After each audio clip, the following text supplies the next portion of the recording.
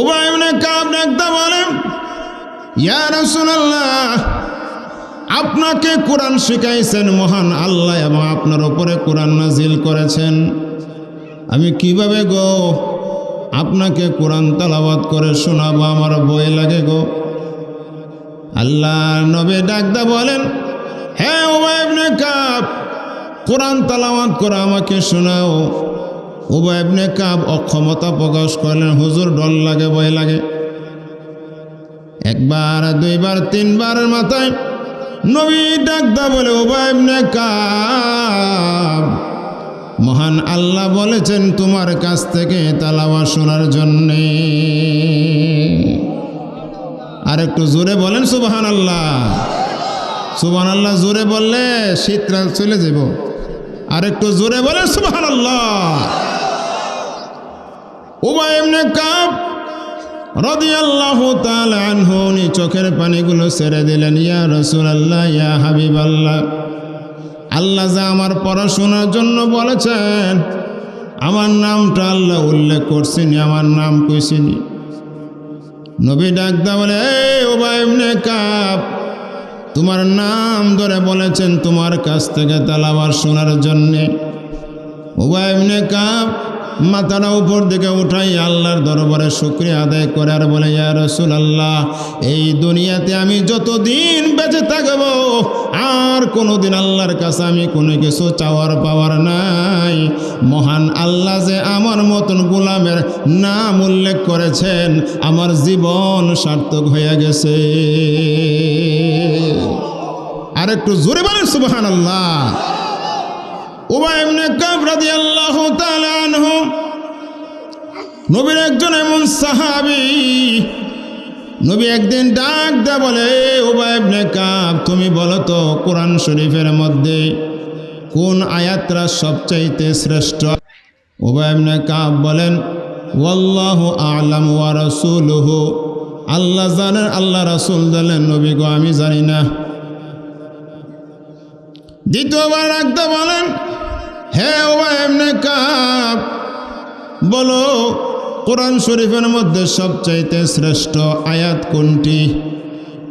উবাই ইবনে কাব এবার মনে মনে ভাবেন, আমি এখন উত্তর দিয়ে দেব। উবাই ইবনে কাব বলেন, ইয়া রাসূলুল্লাহ, যদি আমাকে বলেন বলার জন্য আমি বলবো, কোরআন শরীফের মধ্যে সবচাইতে উত্তম আয়াত হলো, শ্রেষ্ঠ আয়াত হলো সূরাতুল বাকারার 255 নম্বর আয়াত, যাকে বলা হয় আয়াতুল কুরসি। আয়াতুল কুরসি সবচেয়ে শ্রেষ্ঠ আয়াত। জোরে বলেন সুবহানাল্লাহ। হাদিস শরীফের মধ্যে আছে, আল্লাহ বিশ্ব নবী রাহমাতুল লিল আলামিন বলেন, উম্মত, আয়াতুল কুরসির ফজিলত হলো, উম্মতেরা রে, তোমরা যদি প্রত্যেক ফরজ নামাজের পর সালাম ফিরানের পরে যদি তোমরা আয়াতুল কুরসি সবসময় পড়তে দেখো, দিলে 5 বার যদি 5 ওয়াক্ত নামাজের ফরজের পর যদি তুমি পড়ো, এটার ফজিলত বড় চমৎকার। ফজিলতরা বলার সাথে সাথে সবাই জোরে সুরে সুবহানাল্লাহ বলবেন। পারবেননি বলেন, আরো জোরে কোন পারবেননি? এখন না, আর পরে কয়ালই পারবেন তো ইনশাল্লাহ। আল্লাহ একদা বলেন, যে ব্যক্তি প্রত্যেক ফরজ নামাজের পর আয়াতুল কুরসি একবার পাঠ করবে, সে যদি সব সময় এই আমলটা করতে পারে, জান্নাতে যাওয়ার জন্য শুধু তার সামনে শুধু একটি বাধা, এটা হলো মৃত্যু। মৃত্যু হয়ে গেলে সে সাথে সাথে জান্নাতের মালিক হয়ে যাবে। আরেকটু জোরে বলেন সুবহানাল্লাহ। খালেকো মা লেকো আল্লাহ পাক পরোয়ার, সব কিছু করিতে পারো কুদরতে তোমার। গুনাহের কারণে আল্লাহ আমরারে দূরে না রাখিও, সকলে বলিলে আল্লাহ তুমি না বলিও। সকলে বলিলে আল্লাহ তুমি না বলিও। মরণ সংকট কালো কঠিন নিদান, স্ত্রী পুত্র সামনে রাইখা আজরাইলে কাইরা নিবে জান। পাড়া পড়শি বন্ধু বান্ধব আমরা রে কইরা দিব মাটি, কপাট লাগাইয়া দিবে জিন্দিগির লাগি। আমার দাদা উস্তাদ আল্লামা নুরউদ্দিন গাওহারপুর রহমতুল্লাহি আলাই, উনি একদিন মহিলাদেরকে ওয়াজ করতেছে সিলেটে বাসায়। ও আমার মা বোনেরা, আমি একখান কথা হই শুনো মন দিয়া, তোমার দুইখান বিয়ে হবে শাড়িও পরাইয়া। ঠিক নেই? প্রথম একখান বিয়ে হবে লাল শাড়ি দিয়া, দ্বিতীয় আর একখান বিয়ে হবে সাদা শাড়ি দিয়া। লাল শাড়ির বিয়ে হবে বৈনগ আনন্দেরই সাথে, সাদা শাড়ির বিয়ে হবে কান্দিতে কান্দিতে। সাদা শাড়ির বিয়ে হবে কান্দিতে কান্দিতে। লা ইলাহা ইল্লাল্লাহ। সামনের দিকে আগান, সামনের দিকে কষ্ট করে আগান, সামনের দিকে আগে বসেন, অন্যরা বসার জায়গা করে দেন। সামনের দিকে আগে বসেন, মাশাআল্লাহ সুন্দর। বিসমিল্লাহ।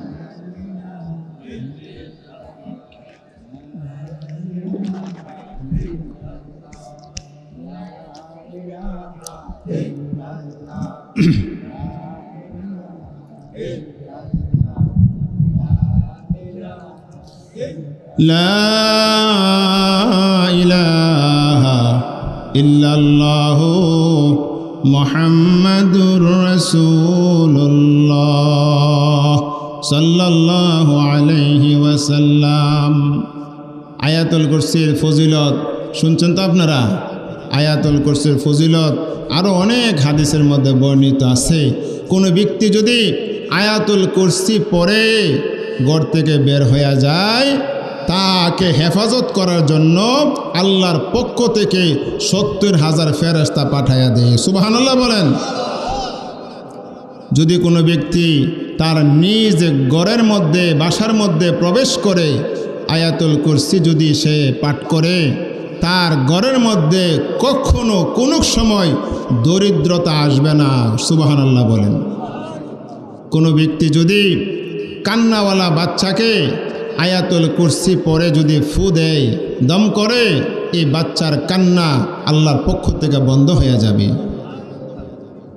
আর জিনে দরুন্য লোকের যদি ফু দেয়, আল্লাহর মেহেরবানিতে জিন চলে যাবে। অনেক ফজিলত আছে। হাদিস শরীফের মধ্যে আছে, যদি কোনো ব্যক্তি ঘুমের মধ্যে ঘুমাইবার পূর্বে আয়াতুল কুরসি পরে ঘুমিয়ে যায়, আল্লাহর পক্ষ থেকে তাকে এবং তার অর্থ সম্পদকে হেফাজত করার জন্য আল্লাহর পক্ষ থেকে ফেরেশতা নাজিল করিয়া দে। সুবহানাল্লাহ বলেন। এই আয়াতুল কুরসি আমরা যারা পারি পড়ব, যারা পারি না আমরা শিখে নেব। পারবো ইনশাল্লাহ। আমরা একবার তেলাওয়াত করি, সকলে সকলে শুনেন। একবার তেলাওয়াত করি সূরাতুল বাকারার 255 নম্বর আয়াত। আল্লাহ পাক রব্বুল আলামিন এই সূরাকে, এই আয়াতকে আয়াতুল কুরসি বলেছেন। সুবহানাল্লাহ বলেন।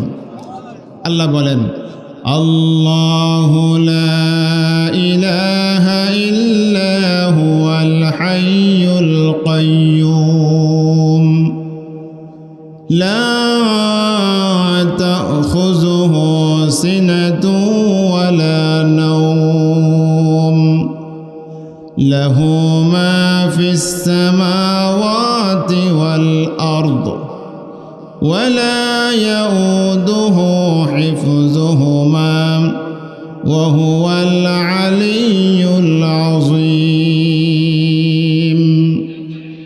الله لا إله إلا هو الحي القيوم لا تأخذه سنة ولا نوم له ما في السماوات والأرض من ذا الذي يشفع عنده إلا بإذنه يعلم ما بين أيديهم وما خلفهم ولا يحيطون بشيء من علمه إلا بما شاء وسع كرسيه السماوات والأرض ولا يؤوده حفظهما وهو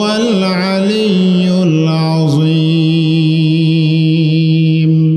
صدق الله العظيم এটা হলো আয়াতুল কুরসি আয়াতুল কুরসি আমরা নিজে শিখব অপর ভাইকে দাওয়াত দেব যারা শিখি না শিখে নেবে ইনশাআল্লাহ ঠিক কিনা বলেন এই আয়াতের মধ্যে আল্লাহ কোন কোন বিষয়ে আলোচনা করেছেন এই আয়াতের মধ্যে আল্লাহ তাআলার পরিচয় আল্লাহ তাআলার শ্রেষ্ঠত্বের আলোচনা করেছেন যদি আপনি এই পৃথিবীর মধ্যে মানুষের মধ্যে এই পৃথিবীর মধ্যে অনেক মানুষ আছে এই পর্যন্ত প্রায় 30-এর উপরে মানুষ নিজেকে স্রষ্টা দাবি করেছেন নাউজুবিল্লাহ বলেন নিজেকে আল্লাহ দাবি করেছেন যেমন 1 নম্বর নমরুদ নিজের খোদা দাবি করছে নাউজুবিল্লাহ বলেন দ্বিতীয় নম্বর ফেরাউন নিজের খোদা দাবি করেছেন তৃতীয় নম্বর সাদ্দাত সে নিজে খোদা দাবি করেছেন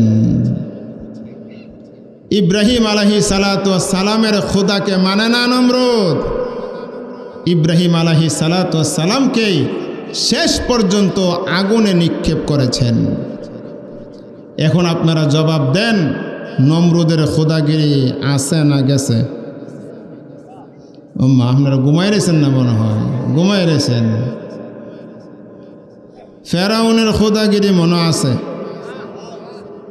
সাদ্দাতের খোদাগিরি আছে চলে গেছে যদি আল্লাহ হতে চাও আল্লাহর গুণ হলো 10টি জোরে কোন কয়টি এই 10টি গুণ 10টি কোয়ালিটি আল্লাহ আল্লাহ হতে হলে এই 10টি গুণ লাগবে কথা বুঝছেন আজকে আমি কয়েকটি গুণ বলবো আগামীকাল বিস্তারিত ইনশাল্লাহ সবটি গুণ বলবো ইনশাল্লাহ ঠিক আছে ইনশাল্লাহ এই আয়াতুল কুরসি শুরু করার আগেই আল্লাহ রাব্বুল আলামিন ইচ্ছা করলে সিফতি নাম দিয়ে শুরু করতে পারতেন আল্লাহ তাআলা উনার শ্রেষ্ঠ নাম জাতিগত নাম আল্লাহ দিয়া শুরু করেছেন সুবহানাল্লাহ বলেন সিফতি নাম দিয়া কেন শুরু করলেন না আল্লাহ নাম দিয়া কেন শুরু করলেন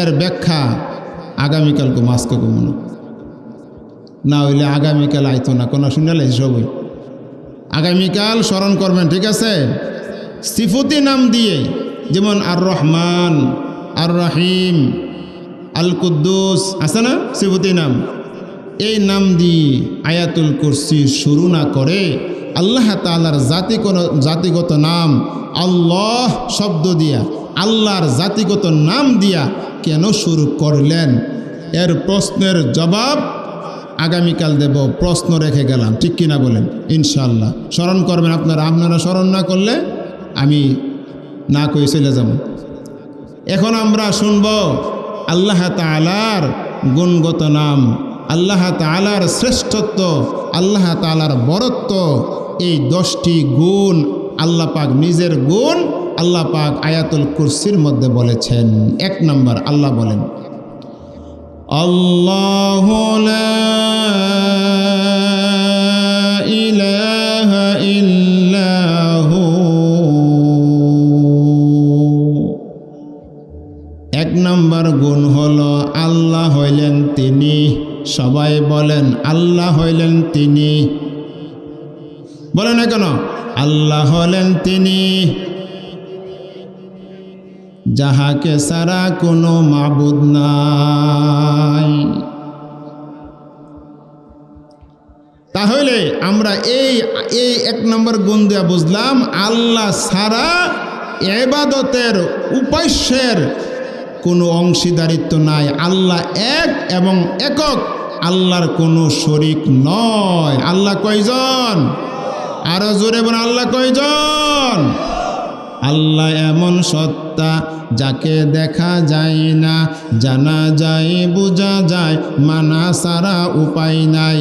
আল্লাহ এমন সত্তা যাকে দেখা যায় না, জানা যায় বোঝা যায়, মানা ছাড়া উপায় নাই।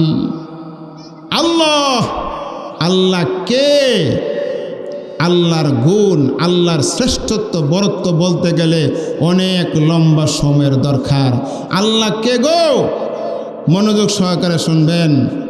হযরত নূহ আলাইহিস সালাতু সালাম, যাকে আদমে সানি বলা হয়, আপনারা সবাই জানেন নূহ আলাইহিস সালাতু সালাম আল্লাহর দরবারে বদদুয়া করেছেন, আল্লাহ তোমার পক্ষ থেকে গজব নাজিল করো, এই জাতিদেরকে ধ্বংস করে ফেলো, যতক্ষণ পর্যন্ত নতুন আরেকটি প্রজন্ম জন্ম না দিবা, সৃষ্টি না করবা, তারা আমার কালিমার দাওয়াত গ্রহণ করবে না। আল্লাহ দোয়া কবুল করে নিয়েছেন। এমন সময় লাঠি বর দিয়ে এক বৃদ্ধা মহিলা নূহ আলাইহিস সালাতু সালামের কাছে আসলেন। আসিয়া বলেন, ও আল্লাহর পয়গম্বর নূহ নবী, আমি তোমার উপরে ঈমান আনলাম, তোমার রব আল্লাহর উপরে ঈমান আনছি। সুবহানাল্লাহ বলেন। যদি গজব আসে গো, বন্যা আসলে তোমার কিস্তির মধ্যে উঠাইতে বইল না, তোমার কিস্তির মধ্যে আমাকে উঠায়ও। এই মহিলা ঘরের মধ্যে তার ছোট্ট একটি কুড়ি ঘর আছে, ঘরের মধ্যে বসিয়া বসিয়া আল্লাহ আল্লাহ নামের জিকির করে, আর প্রস্তুতি নিয়ে রাখছে নূহ নবী কখন আসবে, আমি কখন যাব। সুবহানাল্লাহ বলেন। এদিক দিয়ে নূহ আলাইহিস সালাম জোড়া জোড়া কিস্তির মধ্যে উঠাইলেন। বন্যা শুরু হয়ে গেছে। শুরু যখন হয়ে গেছে, ওই আল্লাহর বান্দি বৃদ্ধা মহিলার কথা ভুলে গেছে।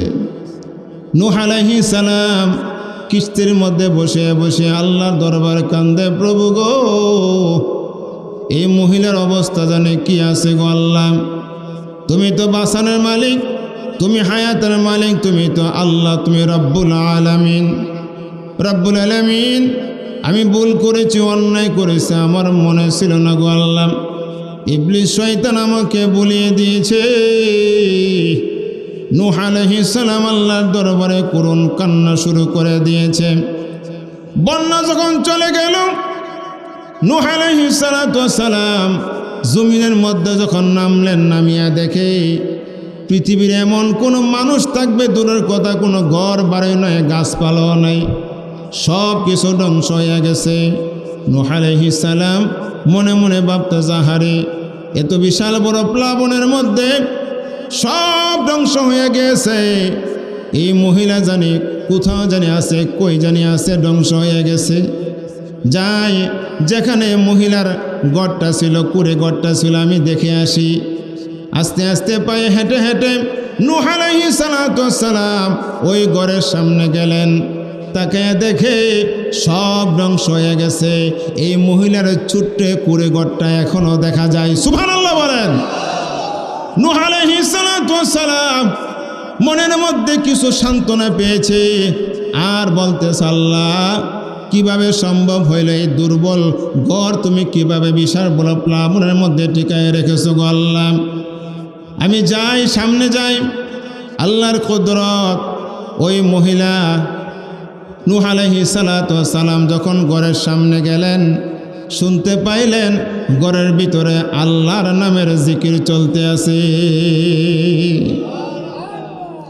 আল্লাহ নামের জিকির করেন। নূহ আলাইহিস সালাম মুস্কি হাসি দিলেন, দৌড় দিয়ে ওই মহিলার ঘরের দরজার মধ্যে দাঁড়াইলেন।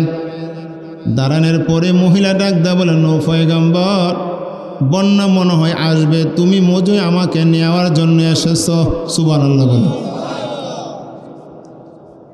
আমাকে নেওয়ার জন্য এসেছ। তাকায় দেখো, আমি গাঠটি বেঁধে আমি বসে রয়েছি, তোমার অপেক্ষায় বসে রয়েছি। আমি প্রস্তুত, চলো যাই। আল্লাহ তাআলার আযাব গজব থেকে বাঁচতে হবে, কিস্তির মধ্যে উঠতে হবে। নূহ আলাইহিস সালাতু ওয়াস সালাম চোখের পানি ছেড়ে দিয়া আল্লাহর দরবারে কান্দে, আল্লাহ, এত বিশাল বড় প্লাবনের মধ্যে এই বৃদ্ধা মহিলারা তুমি কিভাবে বাঁচাইছো? এত বড় বন্যা হয়ে গেল, মহিলা কিছুই জানে না, কিছুই বলতে পারে না। গো আল্লাহ, তুমি কিভাবে এই বান্দিরে বাঁচাইলা, তোমার বান্দিকে? আল্লাহ ডাক দাও, নূহ পয়গম্বর, নবী হইয়া উম্মত বলে গেছো, আমি আল্লাহ আমার বান্দিকে বলি নাই। সুবহানাল্লাহ জোরে বলেন, আল্লাহু আকবার। ইনি হলেন আল্লাহ, তিনি হলেন আল্লাহ। ইব্রাহিম আলাইহিস সালাতু ওয়াস সালামকে নমরুদে আগুনের মধ্যে ফালাইছেন, কে বাঁচাইছেন? তিনি হলেন আল্লাহ। আগুনের মধ্যে পড়লে তো এমন সব কিছু জ্বালায়া দেয়। ইব্রাহিম আলাইহিস সালাম একদিন নয়, 2 দিন নয়, 40 দিন পর্যন্ত নমরুদের আগুনের ভিতরে ছিলেন। পূর্বে দূরের কথা, আগুনে জ্বালাইবে দূরের কথা, আগুনের ভিতরে আল্লাহ ইব্রাহিম আলাইহিস সালাতু ওয়াস সালামের জন্যে এয়ার কন্ডিশন বানাইয়া দিয়েছে। কয় দিন? 40 দিন। তিনি হলেন আল্লাহ।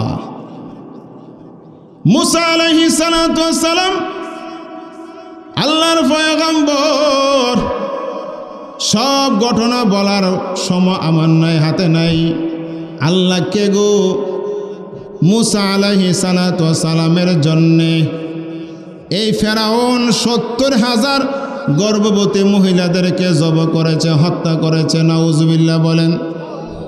মুসা নবীর জন্য 1 2 জন নয়, 80,000 ছেলে বাচ্চাকে জব করেছে। মায়ের কুলের মধ্যে বসে দুধ পান করতেছে, মায়ের কুলের থেকে ধরে নিয়া মায়ের সামনে ছেলে সন্তানকে হত্যা করেছে, শহীদ করেছে। বলেন নাউজুবিল্লাহ। 1টা 2টা নয়, 80,000 ছেলে বাচ্চা জন্ম, 80,000 ছেলে বাচ্চাকে হত্যা করেছে।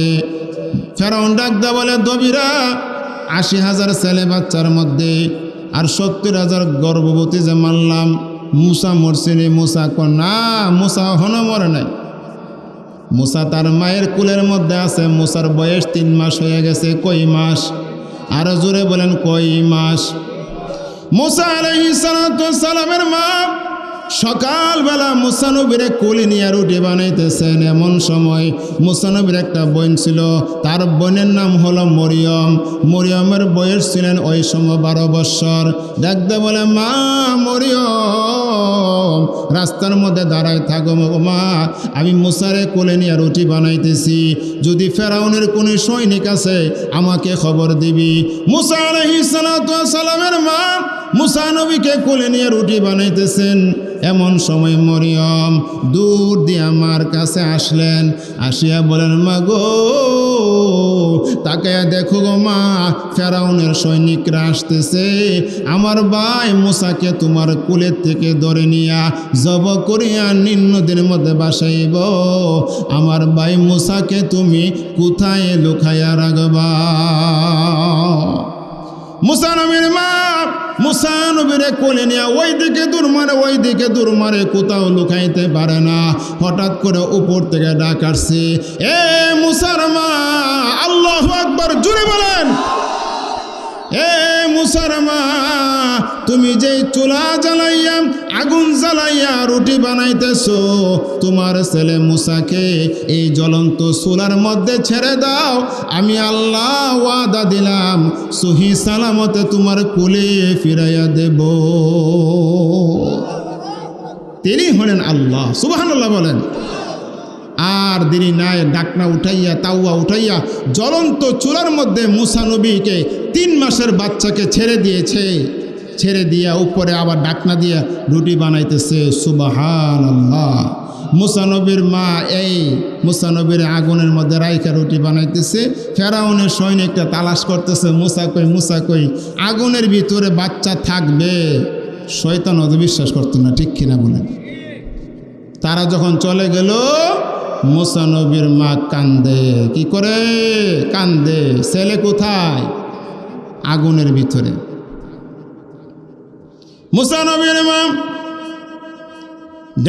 ডাক দে বলে, এ মা মরিয়ম, আমার ছেলে মুসা মনে হয় আগুনের মধ্যে পুরো একদম আংরা হয়ে গেছে।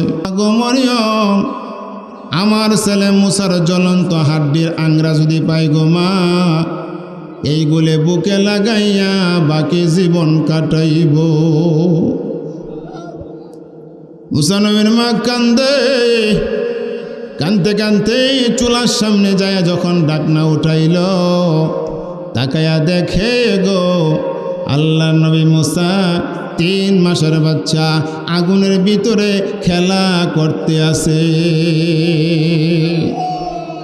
মা যখন কেঁদে উঠেছে, মুসা আলাইহিস সালাম 3 মাসের বাচ্চা ডাক দে বলে, মা গো কান্দো না গো মা, আমার প্রভু আমাকে ভালো রেখেছে। তিনি হলেন আল্লাহ তাআলা। সুবহানাল্লাহ বলেন। আল্লাহ ডাক দে বলে, মুসার মা, এইভাবে তোমার ছেলেকে তুমি কয়দিন লুকায়া রাখবা? মুসার মা গো, আমি আল্লাহ তোমাকে হুকুম দিলাম, তুমি একটা কাঠের সিন্দুক বানাও। সিন্দুক বানাইয়া সিন্দুকের ভিতরে মুসা নবীরে ঢুকাইয়া সাগরের মধ্যে ছেড়ে দাও। আমি আল্লাহ ওয়াদা দিলাম গো, সহি সালামতে তোমার কুলে ফিরাইয়া দেব।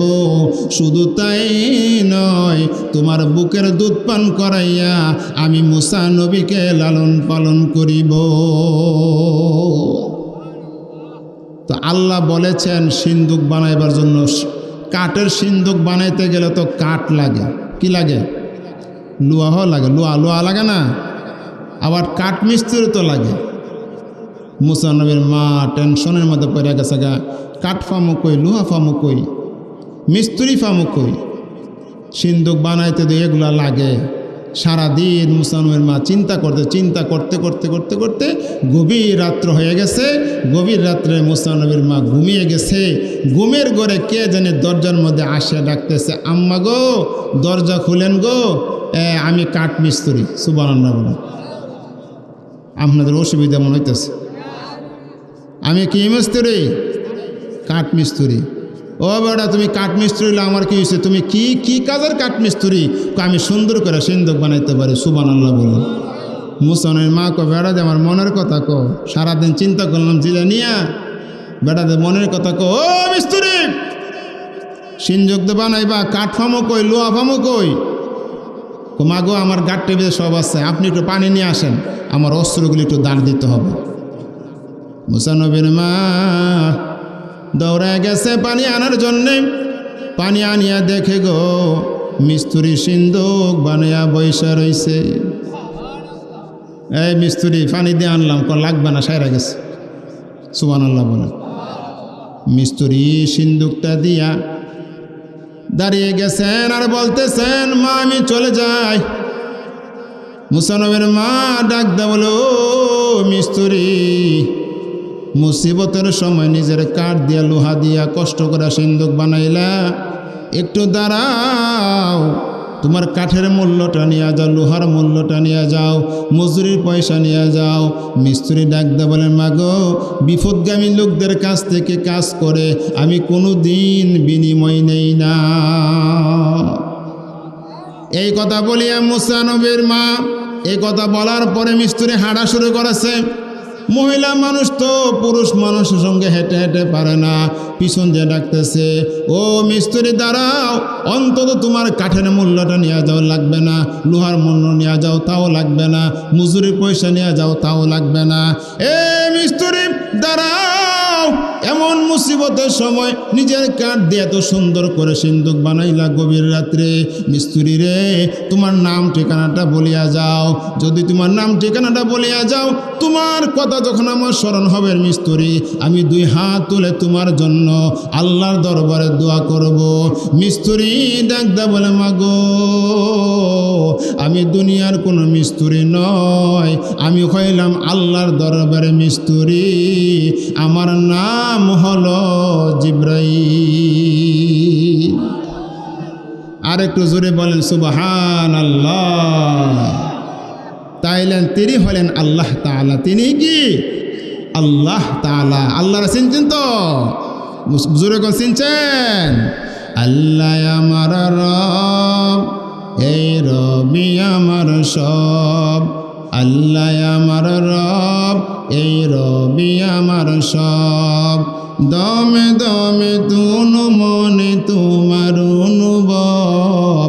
আল্লাহ আমার রব, এই রবি আমার সব। আল্লাহ আল্লাহ আল্লাহ আল্লাহ। জোরে জোরে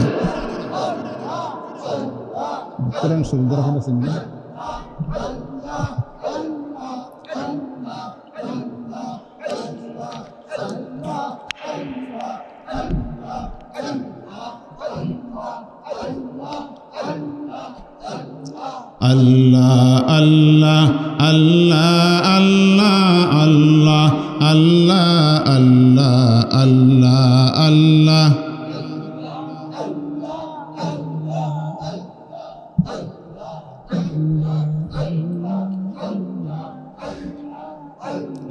আল্লাহ আল্লাহ আল্লাহ আল্লাহ আল্লাহ। লা ইলাহা ইল্লাল্লাহু মুহাম্মাদুর রাসূলুল্লাহ সাল্লাল্লাহু আলাইহি ওয়াসাল্লাম। আল্লাহর চিনচিনিও, হ্যাঁ?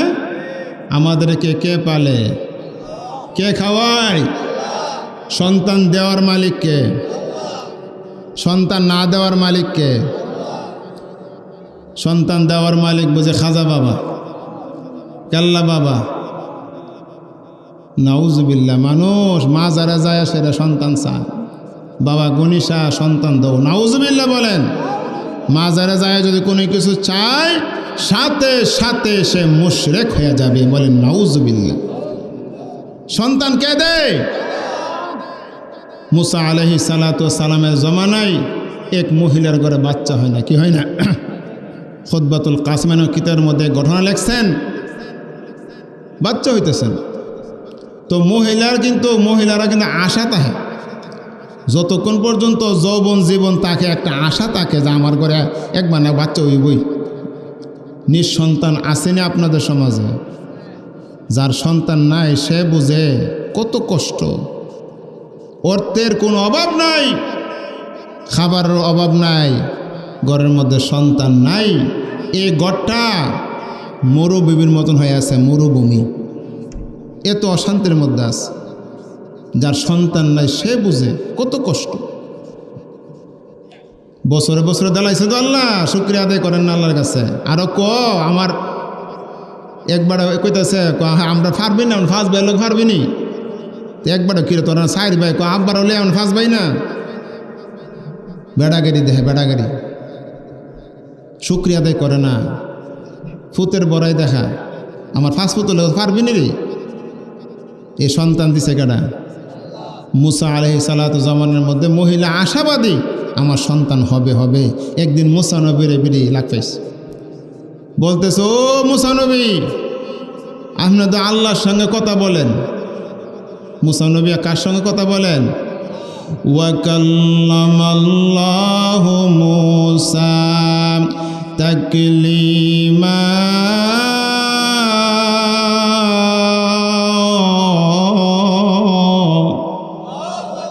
মুসা আলাইহিস সালাম হলেন এমন নবী, আল্লাহর সঙ্গে কথা বলনেওয়ালা নবী। সুবহানাল্লাহ বলেন। ওয়া কাল্লামাল্লাহু মুসা তাকলিমা।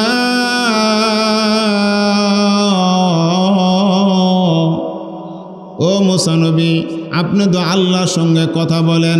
কে বলতেছে? মহিলা। কে বলতেছে? মুসা নবী, আপনি তো তুর পাহাড়ে যাইয়া আল্লাহর সঙ্গে কথা বলেন। আপনার কাছে আমি একটা আবদার জানাই, মুসা নবী গো, আপনার প্রয়োজন কথা যখন শেষ হবে আপনি আল্লাহর কাছে বলবেন নি, আজকে অনেক বছর হয়ে গেছে আমার বিবাহ হয়েছে, আমার গর্ভে কোনো সন্তান আসতেছে না। আল্লাহরে বলবেন নি, আমার গর্ভে কোনো আল্লাহ কি সন্তান দিবে না? আমি কি সন্তানের মা হব না? আমার স্বামী কি সন্তানের বাবা হবে না? মুসা আলাইহিস সালাম ডাকতে বলে, মা ঠিক আছে, আমি আল্লাহর কাছে তোমার এই ব্যাপারে কথা বলবো। মুসা আলাইহিস সালাম তুর পাহাড়ে যাইয়া আল্লাহর দরবারে কথা বলেছেন। নিজের প্রয়োজন কথা শেষ করে ডাকতে বলে, আল্লাহ, আসার পথে প্রতিমধ্যে একজন মহিলা, আল্লাহ গো, এই মহিলার অনেক দিন হয়েছে, বিবাহ হয়েছে কিন্তু বাচ্চা হয় না। আল্লাহ, সন্তান দেওয়ার মালিক তুমি, সন্তান না দেওয়ার মালিক তুমি, ছেলে দেওয়ার মালিক তুমি, মেয়ে দেওয়ার মালিক তুমি, ছেলে মেয়ে উভয়টা দেওয়ার মালিক তুমি। কে? তিনি আল্লাহ তাআলা। আল্লাহ, তুমি তো ছেলে সন্তান দেওয়ার মালিক তুমি গো, ভালো সন্তান দেওয়ার মালিক তুমি, প্রতিবন্ধী বানায়া দুনিয়াতে পাঠাইবার মালিক তুমি। আল্লাহ, আমি জানতে চাই এই মহিলার গর্ভে কোনো বাচ্চা হবে না। আল্লাহ ডাকদা বলে, মুসা, ওই মহিলাকে জানায়া দিও ওই মহিলার বাচ্চা আমি আল্লাহর দরবারে রিজার্ভ নাই, বাচ্চা হবে না। কি হবে না? ঘুমাই গেছেন কেমন? ফারুক ভাই ঘুমাইছেন নাকি? ঠিক আছে ফারুক ভাই, সারাদিন তো দোকানদারি করে, ব্যবসা নিয়ে ব্যস্ত, ঠিক কিনা বলেন? আমার বাইরে আল্লাহ হেফাজত করুক, বলেন আমিন। আমাদের প্রতিনিধি হিসেবে আল্লাহ কবুল করুক, বলেন আমিন। এখন যে আল্লাহ যে বইলা দিছে বাচ্চা হবে না, আর আশা করলে কাম হইব নি? আরো জোরে কোন কাম হইব? আসার পথে মহিলা রাস্তার মধ্যে দাঁড়ায় রয়েছে, ডাক দেয় বলে, ও মুসা নবীর অপেক্ষা আছে। মুসা নবী আসতেছে, মহিলার মন খুশি, মহিলার মনে আনন্দ। মহিলা বলতেছেন, একটা খবর তো পামু। এমনি মুসা নবী আসিয়া বলেন, ও মহিলা, কেন গো মুস্কি মুস্কি হাসো? খবরটা জানার লেগে, খবরটা শোনার পরে তোমার মনে কষ্ট হবে, তবু আমি শুনতে চাই। মুসা আলাইহিস সালাম ডাক দেয় বলে, এ মহিলা, আমার কথা আল্লাহর দরবারে শেষ করার পরে শেষ পর্যায়ে তোমার কথা জিজ্ঞাসা করেছি। আল্লাহ, এই মহিলার গর্ভে কোনো সন্তান হবে না। আল্লাহ বলেছেন তোমার গর্ভের সন্তান আল্লাহর কাছে রিজার্ভ নাই। মহিলার মনটা বেজার হয়ে গেছে, আর আশা করলে কাম হবে নি। মুসা নবীর জমানায় একজন পাগল আছিল, আল্লাহর পাগল। কি পাগল? আমরা দেশের মতো লাওয়াওয়ালা, জড়াওয়ালা, লাল শাহ, কালা শাহ, ইতা না, আল্লাহর পাগল। আল্লাহর পাগল আল্লাহর সঙ্গে মারিফতের কথা বলে, মারিফতের কথা বলে।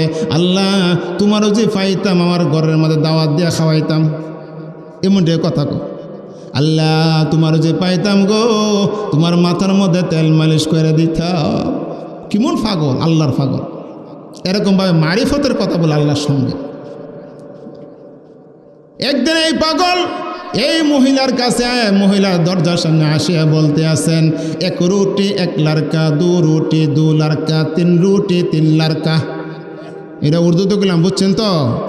একটা রুটি খাওয়াইবা একটা ছেলে পাইবা, দুইটা রুটি দিলে দুইটা ছেলে, তিনটা রুটি তিনটা ছেলে। এই মহিলা সুন্দর করে তিনটা রুটি এই ভিক্ষুককে দিয়া দিলেন, পাগলাকে দিয়া দিলেন।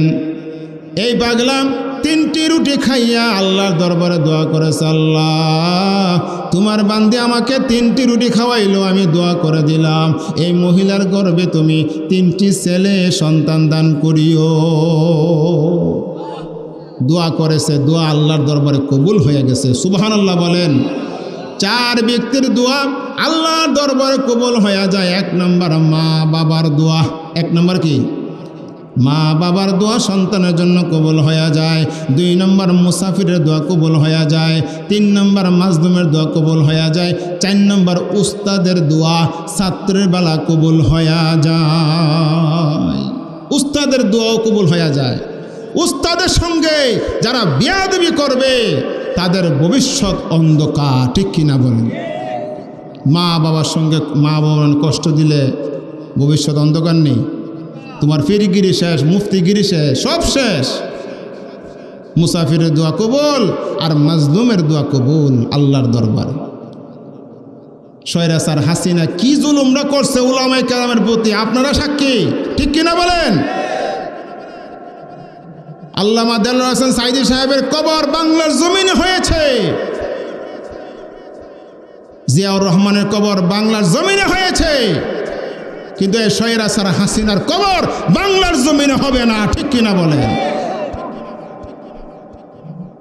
আসতে চায়, আসো, আমরাও চাই আসো। আয়না গড়ে তা হয়সা কি জুলুমরা না করছে আলেম ওলামাদের প্রতি। মানুষের ক্ষমতা পায় কি এরকম করে?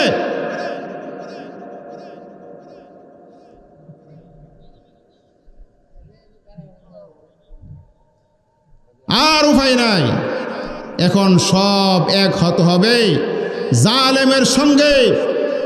আল্লামা হাফিজ হুজুর রহমতুল্লাহ আলাইহি বলেছেন, জালেমের বন্ধু হও না, মাজলুমের বন্ধু হও। জালেমের সঙ্গে সম্পর্ক করিও না, মাজলুমের সঙ্গে থাকো, তোমার দুনিয়া এবং আখিরাতে সফলতা আল্লাহ দান করবে।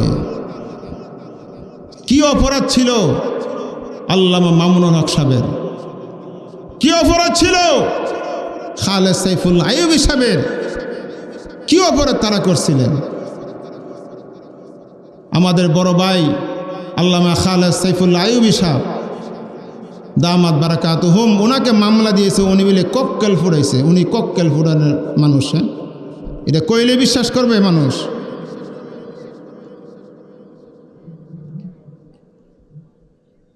জালেমের দোয়া, জালেমের জন্য বদদোয়া, মাজলুমের দোয়া কবুল হয়ে যায়।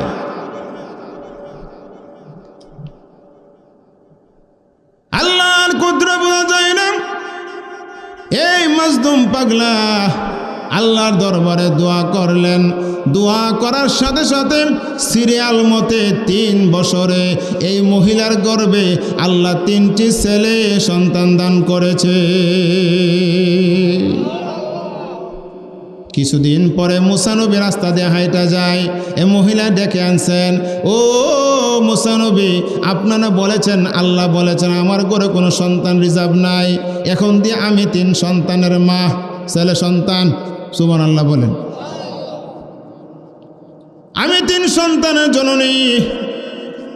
মুসা নবী ডাক দেওয়া বলে, মা গো, কোথায় আপনার সন্তানগুলি? ডাক দেওয়া নসরুদ্দি সুলমুদ্দি কুলুমুদ্দি কইরি, এরা দূর দাইছে। দেখেন 1 2 3 তারা আমার ছেলে সন্তান। মুসা নবী ডাক দেওয়া বলেন, আল্লাহ কেন গো তুমি আমার সঙ্গে কি বলেছ, এখন তুমি কি করলা? আল্লাহ কেন গো এই মহিলার কাছে তুমি আমাকে লজ্জায় ফেলে দিয়েছ? আল্লাহ ডাকতে বলেন, হ্যাঁ মুসা, এই মহিলার গর্ভে কোনো সন্তান রিজার্ভ ছিল না, কিন্তু এই মহিলা এমন পাগলাকে ধরেছে, যেই পাগল আমি আল্লাহর কাছে চাইলে আমি আল্লাহ এত সহজে ফেরত দেই না।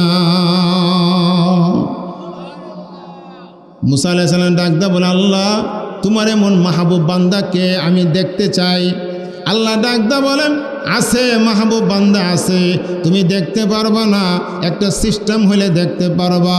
আল্লাহ কি সিস্টেমে আমি দেখতে পারবো? এ মুসা, আজকে সারাদিন তোমাকে আমি সময় দিলাম, আমার কাছে 1 টুকরা মানুষের গোশত আনবানি, গোশত মানুষের শরীর থেকে গোশত কাইটা আনবানি।